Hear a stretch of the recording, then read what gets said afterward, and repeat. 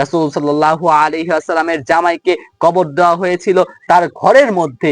কারণ যদি বাইরে দেওয়া হয় তাহলে শিয়া সম্প্রদায়রা তার কবর থেকে তাকে উঠিয়ে ফেলতো। ইয়া ইবাদিয়াল্লাযীনা আমানু ইন্না আসসালামু আলাইকুম ওয়া রাহমাতুল্লাহি ওয়া বারাকাতুহু। আলহামদুলিল্লাহি ওয়াহদা, আসসালাতু ওয়াসসালামু আলা মান লা নাবিয়্যা বাদা, আম্মা বাদ।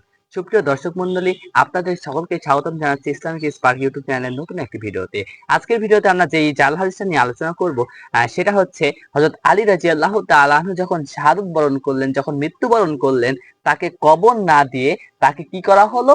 তাকে উটের পিঠের উপর রেখে দেওয়া হলো, উটের পিঠের উপর ছেড়ে দেওয়া হলো। এমন কথা আমাদের সমাজে প্রচলিত রয়েছে।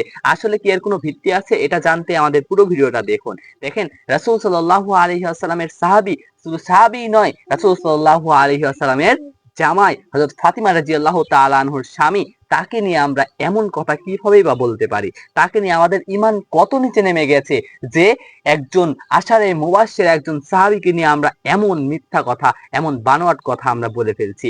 আমাদের প্রত্যেককে এইসব বানোয়াট মিথ্যা কাহিনী থেকে দূরে আসতে হবে, এসব কাহিনী থেকে আমাদেরকে বের হয়ে আসতে হবে। দেখেন, রাসূল সাল্লাল্লাহু আলাইহি ওয়াসাল্লামের সাহাবী হযরত আলী রাদিয়াল্লাহু তাআলা আনহু যখন মৃত্যুবরণ করলেন, তাকে উটের পিঠের উপর রেখে দেওয়া হলো।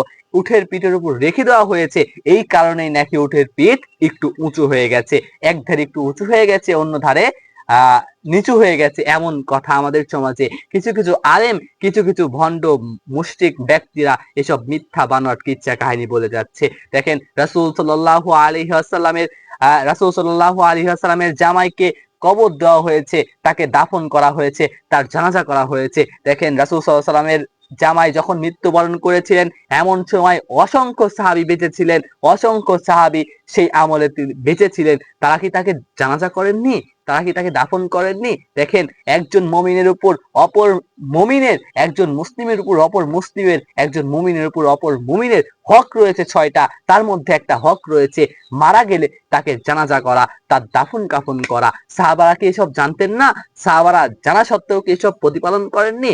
এসব হচ্ছে আমাদের সমাজে কিছু কিছু মানুষদের কটু মন্তব্য, সাহাবায়ে কেরামকে নিচু করার জন্য, সাহাবায়ে কেরামের মর্যাদাকে ক্ষুণ্ণ করার জন্য, মর্যাদা নষ্ট করার জন্য এসব চক্রান্ত করে যাচ্ছে। দেখেন, রাসূল সাল্লাল্লাহু আলাইহি ওয়াসাল্লামের জামাইকে কবর দেওয়া হয়েছিল তার ঘরের মধ্যে।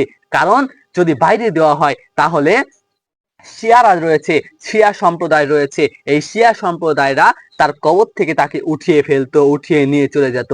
এই কারণে তাকে ঘরের মধ্যে তাকে দাফন করা হয়, ঘরের মধ্যে তাকে কবর দেওয়া হয়। কিন্তু আমরা কি বলছি? তাকে কবর না দিয়ে উটের পিঠের উপর দিয়ে ছেড়ে দেওয়া হয়েছে। এই কারণে উটের পিঠ উঁচু হয়ে গেছে, এক ধার আরেক ধার নিচু হয়ে গেছে। এমন কটু মন্তব্য থেকে, এমন ভুয়া ভিত্তিহীন যার কোনো দলিল নেই, এসব কাহিনী থেকে আমাদেরকে বের হয়ে আসতে হবে। এসব সাহাবায়ে কেরামকে উদ্দেশ্য করে, দেখেন, সাহাবায়ে কেরাম যেটা বলেছেন সেটা আমাদের প্রতিপালন করতে হবে। সাহাবায়ে কেরামের মান সম্মান ক্ষুণ্ণ করা যাবে না। এসব থেকে বের হয়ে আসতে হবে। আল্লাহ তাআলা যেন আমাদেরকে তার তৌফিক দান করেন। সকলে বলি আল্লাহুম্মা আমিন।